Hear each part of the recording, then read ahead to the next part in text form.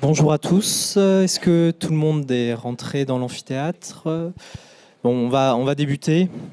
Donc, on vous propose de vous faire un retour sur l'enquête nationale qui a été déployée par le SMPS au printemps dernier, qui portait sur les menaces et violences proférées à l'encontre des D3S. Sujet de premier ordre. Et je veux bien qu'on commence à mettre le diaporama, s'il vous plaît. Le suivant.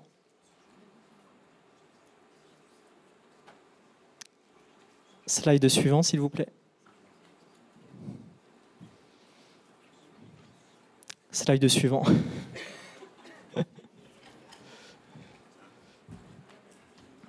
Ah, sinon...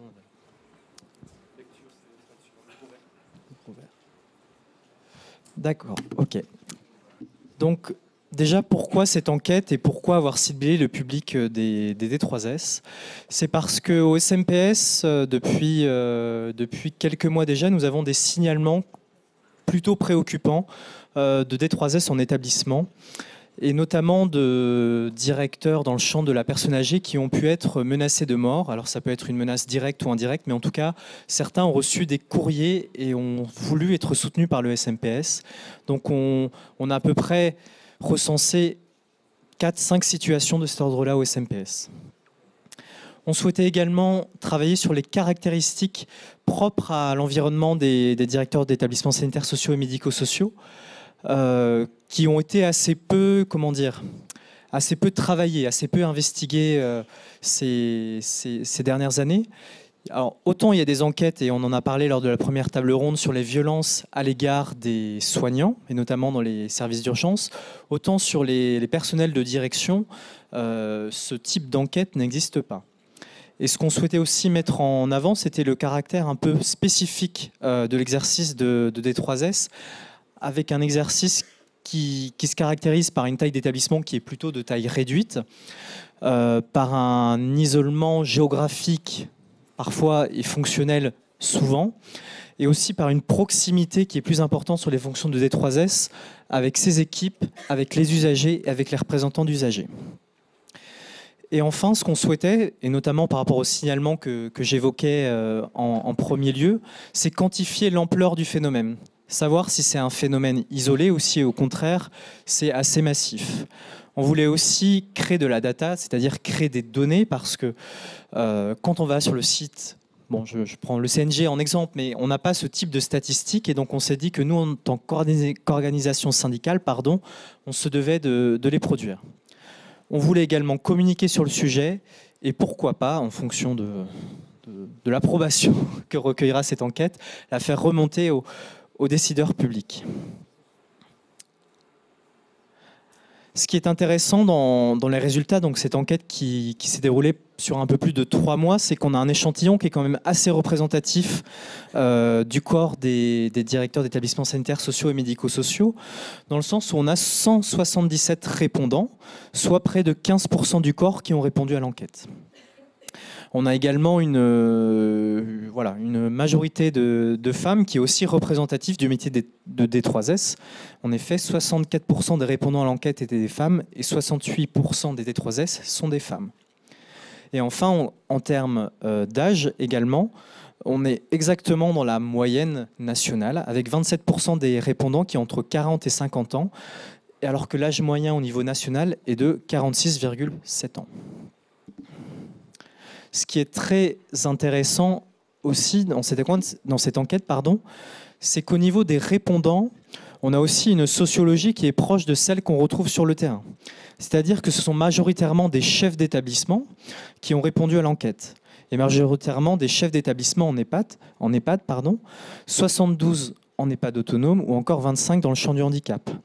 Mais on a quand même une proportion d'adjoints, ce qui rend vraiment l'échantillon représentatif qui est assez conséquente, et aussi directeurs délégués. À noter aussi, alors qu'on dit souvent que le SMPS n'est pas un syndicat très médico-social, on a des représentants de la protection de l'enfance, de l'ASE, qui ont répondu, à hauteur de 3%.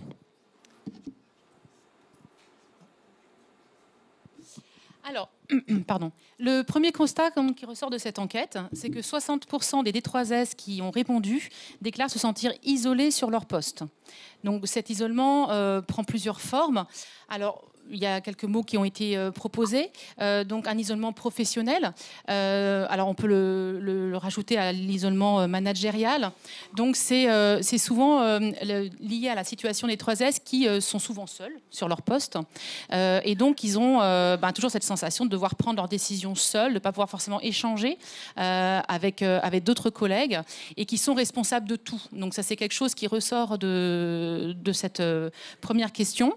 Ensuite, ils ont aussi certains fait part d'un isolement géographique qui peut aussi être lié à la spécificité du métier des 3S, qui fait qu'il y a de nombreux établissements qui peuvent être dans des zones plutôt rurales ou tout simplement assez éloignés d'autres établissements au sein d'un même département, qui fait que voilà, ils se sentent aussi souvent seuls de ce point de vue-là.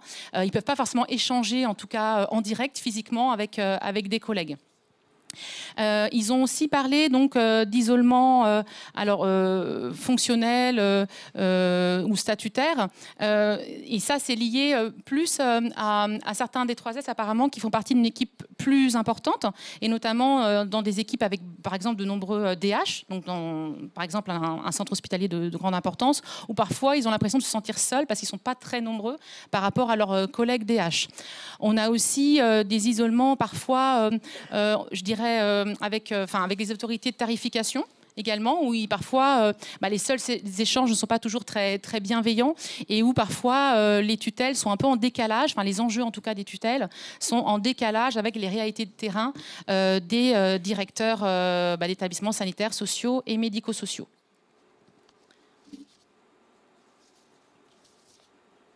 Alors, ce qui ressort ensuite de l'enquête, c'est qu'une part non négligeable des D3S ont déjà fait l'objet de propos déplacés dans un cadre professionnel. Donc on voit que 69% des D3S répondants ont fait l'objet de propos particulièrement négatifs et offensants dans le cadre de leur exercice professionnel. Donc c'est quand même un chiffre assez important.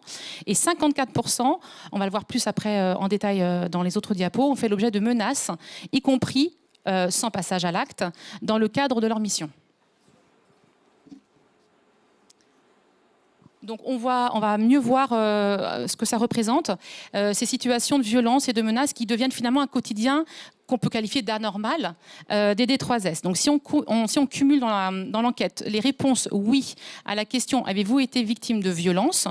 suivi du type de violence donc physique ou verbale et de la personne qui en est responsable, donc ça peut être des agents, des usagers, des familles, on le verra tout à l'heure, on a recensé 341 situations de violence qui ont été remontées. Et je le rappelle, pour 177 personnes qui ont répondu, ce qui montre bien qu'une seule personne a pu connaître plusieurs situations de violence, voilà, verbale ou physique ou menace. Donc sur cette diapo, on voit bien que sur les 341 situations de violence repérées, il y en a quand même 89% qui sont surtout des violences verbales.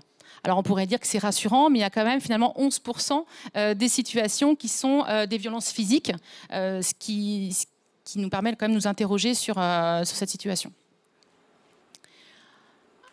Donc, si la violence verbale est surtout le fait donc, des agents dans les établissements, la violence physique, elle, est plutôt engagée par les usagers. Donc, on voit que 68% des D3S qui ont répondu ont été victimes donc, de violences ou de menaces de la part d'un usager.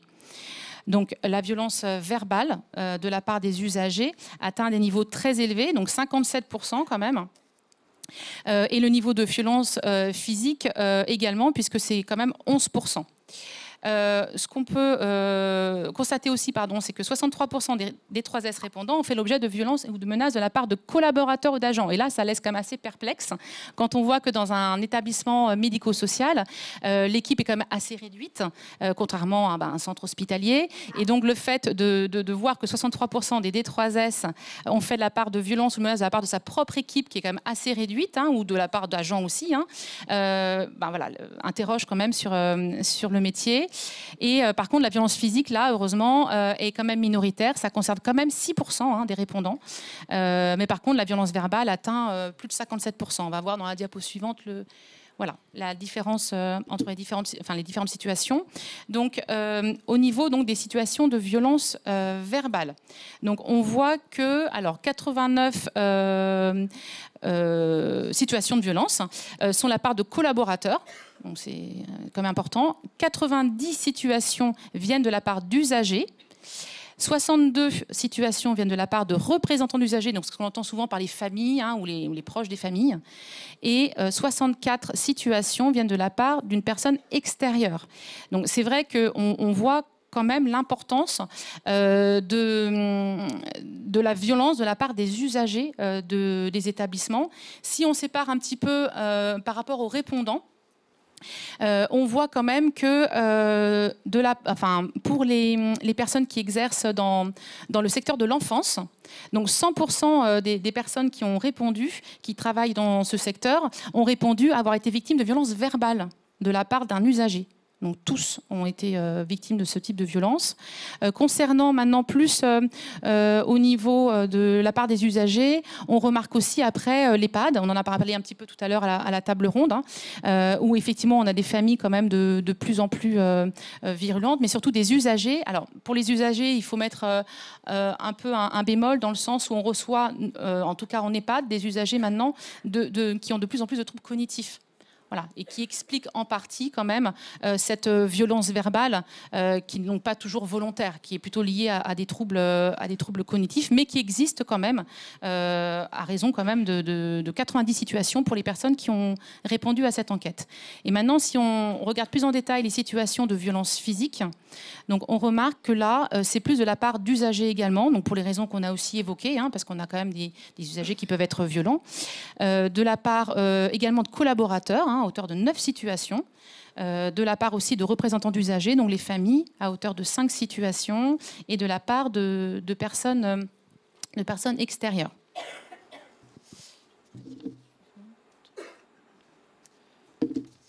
Ah, c'est toi. Ouais. J'ai oublié de le préciser tout à l'heure, 56% des répondants sont les seuls D3S dans leur établissement. Alors sur les nuages de mots, le nuage de mots qu'on a présenté tout à l'heure et celui-ci, en fait, ce sont les termes qui ont été employés par les D3S qui ont répondu au questionnaire. Donc ce n'était pas une liste de mots qu'on leur a proposé, c'est vraiment les termes qu'ils ont choisi d'employer. Donc si on fait, alors je me suis aidé de l'intelligence artificielle pour faire ce nuage de mots, les termes qui ressortent le plus souvent sont quand même intimidation, le terme menace.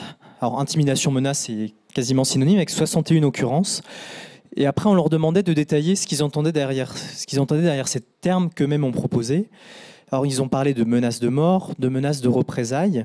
Est revenu aussi souvent la menace de dégradation matérielle des bâtiments ou des équipements. Et également des menaces de dépôt de plainte contre l'établissement. On a eu également 36 occurrences de harcèlement. Harcèlement de la part des agents, harcèlement également de la part des usagers. 42 situations de diffamation nous ont été remontées. Et les répondants ont insisté beaucoup sur tout ce qui est insultes et critiques systématiques, soit de la part des usagers, soit de la part de leurs agents. Et ce qui est intéressant, alors on le voit peut-être, si on le voit bien, c'est les ingérences. C'est quand même 12 répondants. Et c'est ingérence parfois de personnes extérieures. Alors j'ai été assez surpris de voir qu'il y a parfois des présidents de conseils d'administration d'établissements médico-sociaux qui veulent s'ingérer trop massivement dans la vie de leurs établissements. Sur la prochaine diapo, c'était pour vous présenter un peu les motifs des situations de menaces et de violence. Donc, il faut regarder le côté, alors c'est pas le même côté pour vous, le côté droit. Donc, 58 situations et 73 situations concernent donc les usagers et les conflits avec les agents. Donc, en majorité, ce sont des relations interpersonnelles, d'où naissent finalement les situations de menaces et de violence. Et ce qui est aussi intéressant, mais aussi préoccupant, c'est que 41 situations qui nous ont été remontées concernent des échanges qui ont pu être houleux lors d'instances ou de réunions au sein des établissements. Et on a aussi posé des questions un peu plus contextuelles, où on demandait un peu quel était le contexte de ces situations. Et 34 répondants nous ont parlé de situations financières dégradées, donc ce qui a pu entraîner un contexte de tension dans les établissements. Et 30 répondants nous ont parlé de réorganisation du tableau des effectifs qui ont pu conduire à des situations de violence ou de menace. Nouveau diapo qui est assez intéressant et préoccupant à la fois, c'est que 39% des répondants n'ont pas eu l'impression d'avoir été soutenus lorsqu'ils ont rencontré ce type d'événement. Et la nature du soutien, je précise, n'était pas précisée dans la question. Donc ça pouvait être le soutien d'un proche ou d'un collègue. Dans 40% des cas, donc les violences ont été signalées à nos autorités, donc ARS et conseil départemental pour les établissements sous compétences départementales.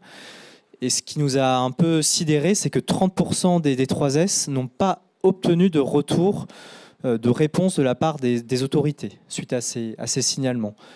Et certains ont précisé dans les verbatims qu'ils n'ont même pas reçu un accusé de réception. Et dans certains cas, bon, heureusement, c'est quand même une portion petite, mais qui reste un peu trop importante à notre goût, c'est que les situations ont été judiciarisées.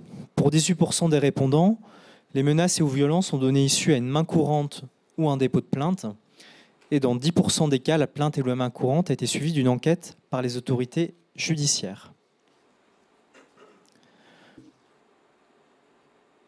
Et enfin, on avait une question ouverte qui demandait en fait quelles pouvaient être les propositions qu'on pourrait faire, que les D3S peuvent faire pour améliorer leurs conditions d'exercice.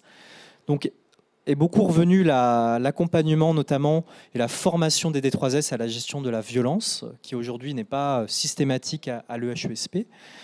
Créer des cellules de soutien psychologique des conseillers attitrés, ça aussi c'est revenu plusieurs fois. On en parlait tout à l'heure, tout le débat autour de la protection fonctionnelle qui pourrait être débloquée plus systématiquement. Une procédure facilitée de dépôt de plainte. Et ça rejoint un peu la question de développement des partenariats, des conventions police, gendarmerie et établissements médico-sociaux qui pourraient également se mettre en place alors qu'elles existent déjà depuis plusieurs années dans le sanitaire, mais n'existent pas dans le secteur médico-social. Certains nous ont également parlé des pouvoirs de police du directeur qui pourraient être renforcés, et notamment la suspension du contrat de séjour, même s'il y a des limites, parce que les résidents ne sont pas interchangeables d'un établissement à l'autre. Également, certains nous ont parlé du directeur bashing. Alors là, je pense que ça concerne toutes les catégories de directeurs et toutes les qualités de manager. Souvent, les agents ont parfois des paroles malheureuses envers leur manager.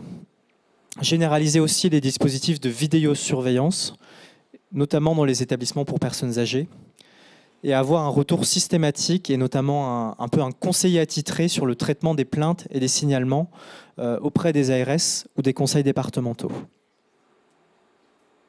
Je rajouterais, qui n'était pas dans la liste, parce que même si j'ai répondu également à l'enquête, l'importance, je crois qu'il y a des élèves de l'HESP qui vont prendre leur poste certainement bientôt. C'est l'importance aussi de garder des liens entre collègues. Je vais prendre l'exemple de ma promotion, donc 2015-2016 déjà, où on a créé tout simplement un groupe WhatsApp, comme ça se fait beaucoup, et ça fait bientôt 10 ans qu'on échange sur ce groupe. Donc tous les jours, on a un collègue qui fait part d'une difficulté. C'est pas une difficulté par rapport à ce type de situation qu'on vient de voir, mais ça peut être aussi tout simplement des questions, de l'expertise sur certains domaines. Et en fait, tous les jours, on a un collègue qui pose une question, et il y en a évidemment les autres qui répondent, et ça permet de créer des échanges, puis de se soutenir dans des situations un petit peu complexes.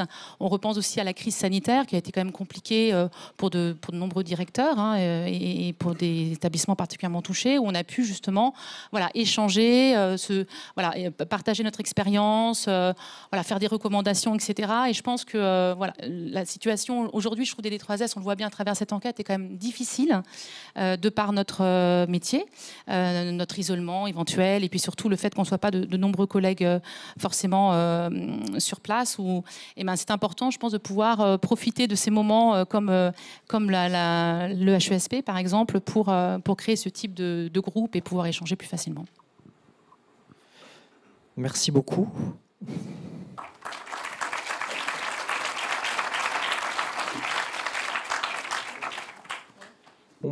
peut-être prendre une question. Je regarde le maître du temps.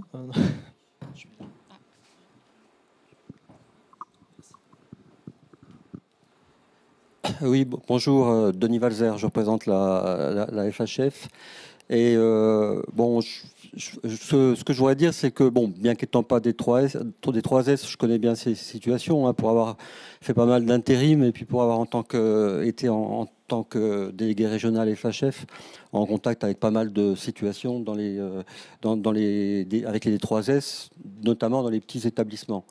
Bon, tout ça, c'est vrai. Par contre, ce qui me frappe, moi, un peu, c'est vrai pourquoi? Parce que, effectivement, vous l'avez dit, il y a un isolement quand même important, parce que être seul dans le cadre d'un établissement, c'est quand même pas la même chose que d'être entouré d'une équipe de direction.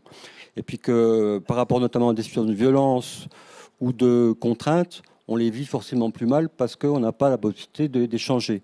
D'où effectivement l'intérêt, comme tu l'as dit, des réseaux de collègues. L'intérêt aussi effectivement que la FHF ou bien les syndicats de directeurs effectivement organisent aussi des réseaux d'entraide. Mais par contre, ce qui me frappe le plus dans les réponses des collègues, c'est finalement une absence de remise en cause du modèle managérial et de gouvernance des établissements. Parce que le sujet, c'est quand même qu'on a toujours des établissements qui sont très atomisés, hein. Alors avec certes des directions communes, hein, mais ça c'est plus une contrainte qu'une réponse, parce qu'en fait ça vise à rendre une seule personne responsable de plusieurs établissements sans augmenter l'effectif de direction. Par contre, le sujet, c'est ce que notamment pose la FHF, c'est celui de la mise en place de groupements d'établissements, la mise en place de collectifs de direction qui permettent justement de reproduire un modèle qui permet de partager la responsabilité. Parce que, bon, un directeur d'EHPAD, moi j'ai fait des intérims, bon, ben, effectivement, quand il y a un conflit avec la famille, on l'appelle tout de suite, et puis il se fait engueuler par la famille, hein. Quand tu es directeur d'un établissement de milice, c'est pas souvent que tu es en première ligne. C'est la même chose dans les instances. On a affaire notamment dans des petites localités à des gens qui se connaissent tous, qui connaissent le maire, etc., hein. Et puis, il y a des rigidités qui dérivent vite en conflits qui sont assez majeurs. Donc moi, je pense que l'élément principal, c'est quand même de repenser l'organisation et l'organisation managériale de ce type d'établissement. Alors, on a un début de réponse avec justement les projets de GTSMS, justement. C'est vrai que, bon, même si on n'a pas encore les décrets d'application, normalement, on doit faire en sorte de se regrouper à partir du 1er janvier 2025. Et je pense que ça peut être un levier intéressant de pouvoir justement créer, à partir de cette proposition de regroupement, de pouvoir justement voilà, créer effectivement une sorte de collectif avec nos collègues. Donc ça, c'est vrai que c'est un levier intéressant. On pensait aussi les GTSMS, justement, de pouvoir voilà, échanger avec d'autres collègues. Après, bon, j'ai pas cité non plus, mais on a aussi effectivement au niveau de la FHF aussi des groupes qui se font au niveau régional, hein. On a par exemple sur le Hauts-de-France un groupe qui concerne la tarification par exemple, mais qui est plus sur le secteur médico-social, auquel de nombreux collègues peuvent participer. Et ça permet aussi de pouvoir échanger et même d'être force de proposition parfois aussi pour essayer de faire évoluer les choses. Donc voilà. Donc on voit qu'on a quand même des possibilités et heureusement d'ailleurs des perspectives, hein, pour pouvoir s'entraider.